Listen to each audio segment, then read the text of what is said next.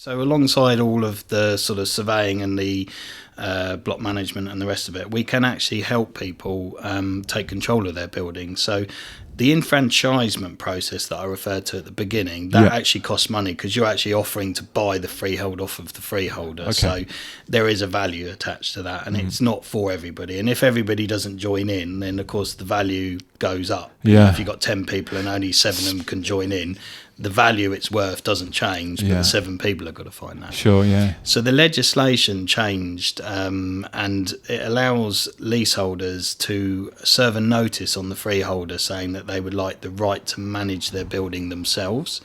Obviously, they don't actually physically have to manage it themselves. They can appoint an agent like ourselves, but it takes away from the freeholder the right to choose the managing agent or managing them. Normally, that's because the building's got into a bit of a dilapidated state, because ultimately it's your asset, your flat that you've owned. So, you've got an invested interest to make sure the building's repaired and maintained properly, and the freeholder might be in breach of their obligations, but not interested in dealing with that. So it's a good tool for that reason. People often do right to manage because this freeholder sort of says, "Oh, we need a new roof," which they do need a new roof, and here's the quote, and they don't like the quote. Often people do it on the basis that once they've got the right to manage, they then kind of don't have to pay the bill, but actually the roof hasn't repaired itself. So it's kind of quite difficult.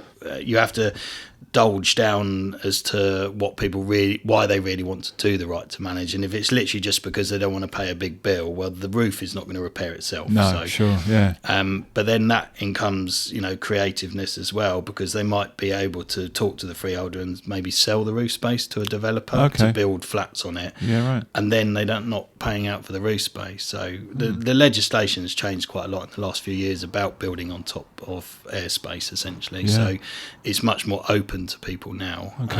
And so our job is to kind of find a solution for people and work with them to get what they need out of it without kind of crippling them along the way.